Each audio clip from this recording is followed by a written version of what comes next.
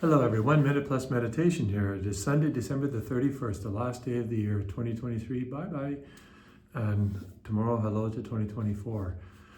And it's the Feast of the Holy Family. I already said that. So it's an opportunity for us, as I mentioned yesterday, to reflect on the blessings of this past year and what we hope will occur in the upcoming year. It's always good to make resolutions or plans. Resolutions can be of many different kinds. But as I said yesterday, I don't really believe in these so-called New Year's resolutions, but trying to resolve each day, like when you do your examination of conscience tonight, to resolve, for example, to be more charitable to that person tomorrow, or to fight procrastination, or to be more mortified at the table. But it's even better to be more specific, to be mortified at the table and only to take one piece of pie. And it's going to be thinner, not like this, but like this, right? Sometimes the more specific we get with one thing, the more attainable it can be, because we really want this, but we offer a sacrifice and only do this, or we take a half a glass, of water, or whatever you have, or only a little bit of wine at supper, that kind of thing. But our Lord sees your intention to please Him, right? So these kind of resolutions can be far more effective, but we got to be intentional about them. Okay, to the first reading from the book of Sirach. I always read the same readings every year. I know there are alternative readings, but I read the same ones. From the book of Sirach, the Lord honors a father above his children, and he confirms a mother's rights over her sons. Whoever honors their father atones for sins and gains preservation from them. When they pray, they will be heard. Whoever respects his mother is like one who lays up treasure. So this is a call that we need to hear more and more.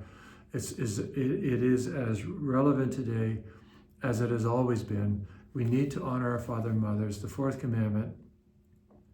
And it's the only commandment that actually has a promise attached to it, so that you may live long in the land which the Lord your God is giving you.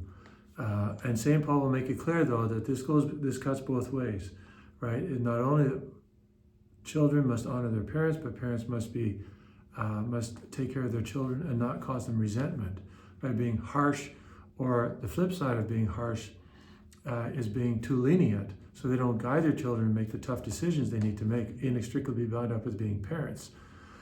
So we need to pray for grace. We need to pray for God's grace in order to be good parents, my spiritual father, and so on.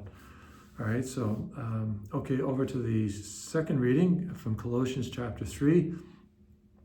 As God's chosen ones, holy and beloved, clothe yourselves with compassion, kindness, humility, meekness, and patience.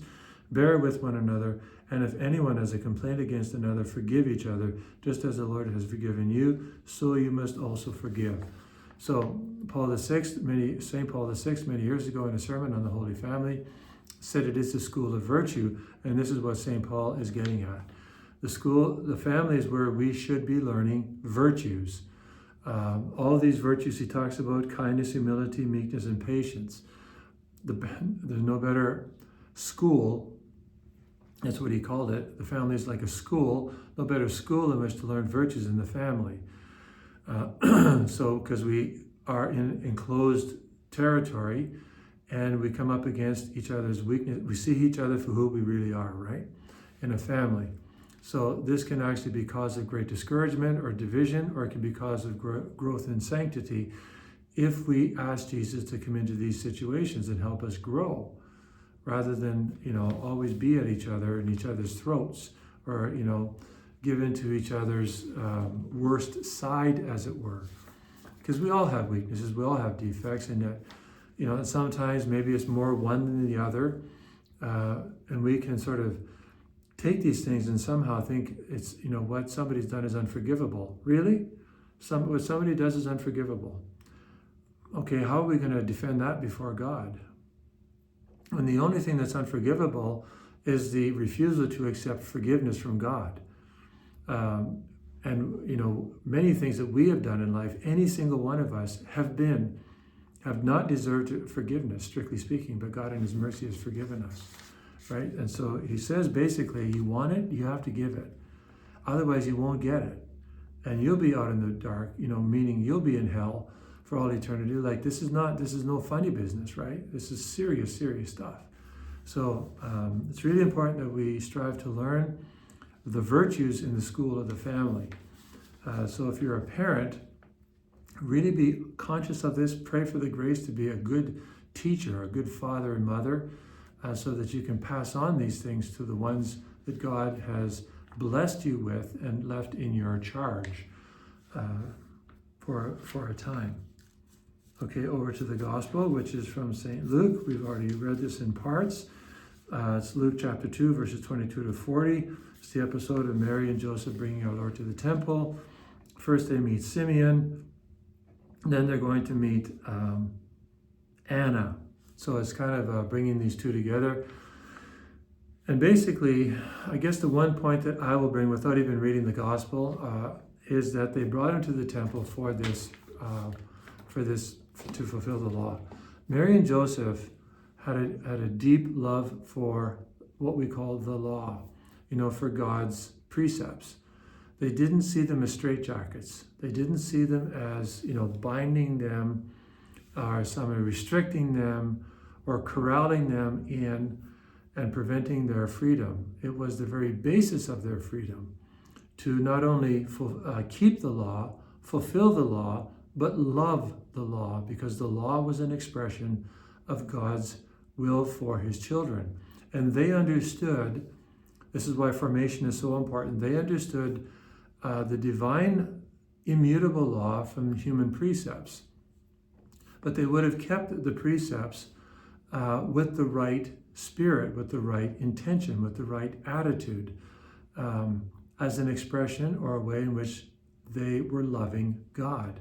You and I can learn from this. Our society can learn from this, because many people today, they absent themselves from Mass, reception of the sacraments, whether having their children baptized, or they baptize them with no intention of raising them in the Catholic faith, which is actually wrong and sinful.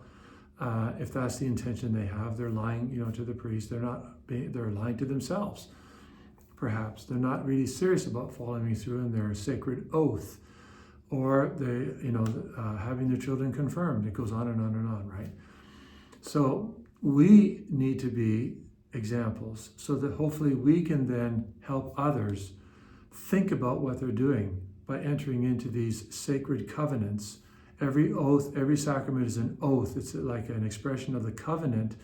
It's a sacred oath we are swearing before God. So we can, at least in keeping these ourselves with an upright intention, we can strive to be agents of hope and help, assistance for others, and help them to keep God's will.